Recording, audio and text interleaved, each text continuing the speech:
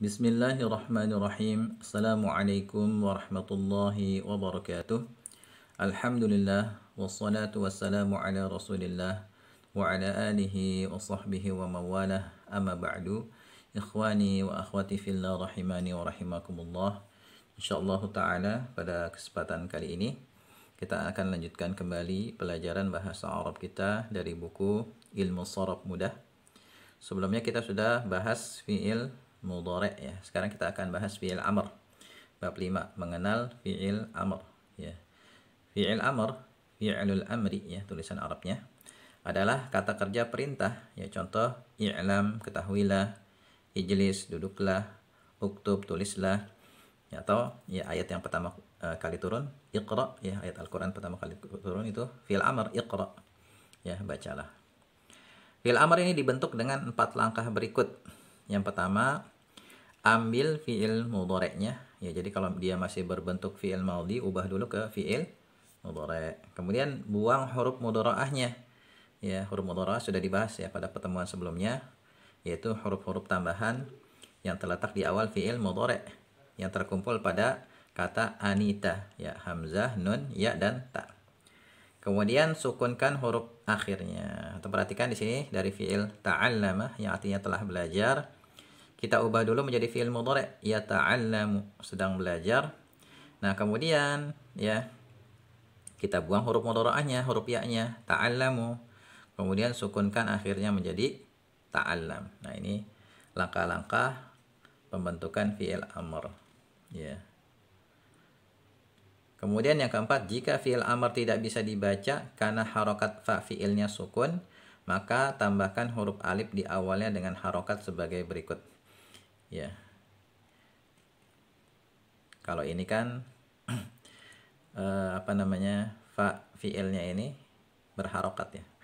Nah, kalau fa fi'ilnya tidak berharokat alias sukun, maka ya kita beri alif tambahan ya supaya katanya itu bisa dibaca. Nah, di sini dengan ketentuan ya, jika berasal dari fi'il madhi yang 3 huruf, maka alif tambahannya itu nanti kita beri harokat dhammah.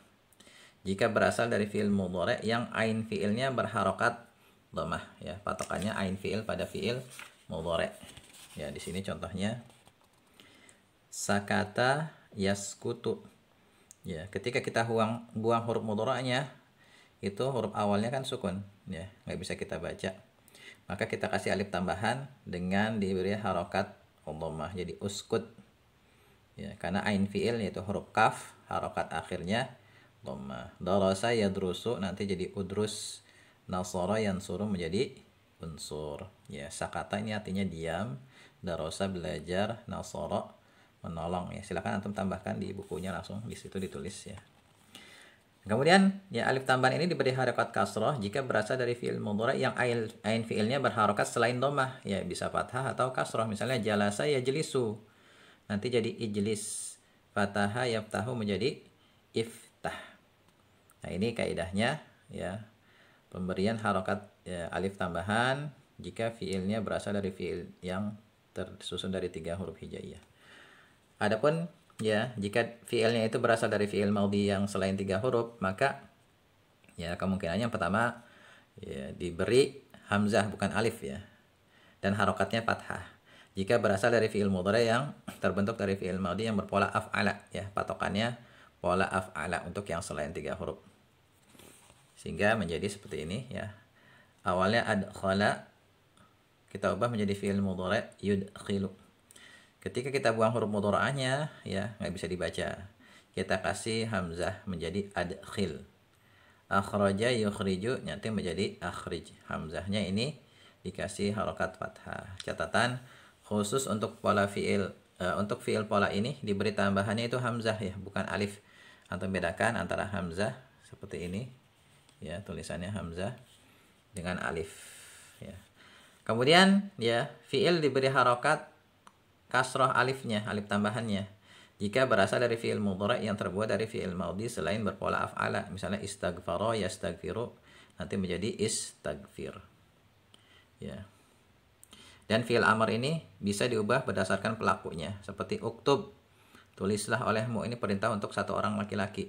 Uktuba, tulislah oleh kalian berdua. Ini perintah untuk dua orang, ya, baik itu laki-laki maupun perempuan atau campuran. Ya, uktubu, tulislah oleh kalian. Ini perintah untuk, ya, laki-laki lebih dari dua.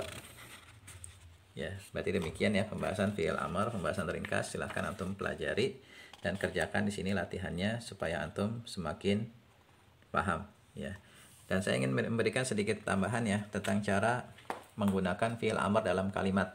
Kalau pada pelajaran ilmu nahwu, ya, kita sudah belajar cara menyusun kalimat menggunakan fi'il maudhi dan juga fi'il mudhari'. Adapun menggunakan fi'il amr, ya, caranya mudah ya. Di depannya kita kasih objek aja, ya, atau istilahnya maf'ul bih, ya, istilah dalam ilmu nahwu yang sudah kita pelajari. Misalnya iqra, bacalah al-Qur'ana, Al-Qur'an. Uktub, tulislah risalatan, sebuah surat. Idrib al-ba'udata, pukulah nyamuk itu, ya, nyamuknya sudah tertentu yang dimaksud. Adkhil, masukkanlah ad-darajata, sepeda itu. Jadi di depannya ini nanti biasanya dikasih maf'ul bih, objek. Sedangkan fiilnya ini bisa diubah-ubah sesuai dengan siapa yang kita suruh. Kalau satu orang laki-laki, polanya seperti ini, ya. Kalau perempuan nanti dikasih ya, iqra'i, ya, uktubi, idribi, adkhili, gitu kalau perintahnya ke orang-orang. Tapi kalau perintahnya ke banyak orang, misalnya iqra'u, bacalah oleh kalian Al-Qur'an, uktubu, idribu, adkhilu, ya. Nanti insyaallah akan kita pelajari cara mengubah fi'il amr ini, ya, berdasarkan pelakunya. Nah, kemudian perlu antum catat juga ya. Kalau fi'il amr, ya, di sini kan harokat akhirnya kan sukun ya. Iqra, uktub, idrib, adkhil. Jika di depannya ada kata yang beralif lam, kalau kita mau baca bersambung maka nanti, ya, harokat akhirnya kita ubah menjadi kasroh. Jadi cara bacanya iqra'il, iqra'il Qur'ana, idribil ba'udata, adkhilid darajata. Nah, seperti itu. Kalau mau dibaca bersambung. Tapi kalau mau dibaca terpisah cukup iqra' al-Qur'ana, idrib al-ba'udata, adkhil ad-darajata. Seperti itu.